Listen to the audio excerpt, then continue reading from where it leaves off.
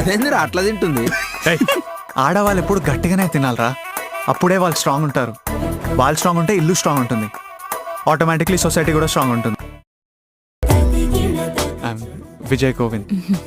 మీ పేరు? Appalamma. What a traditional name అండి.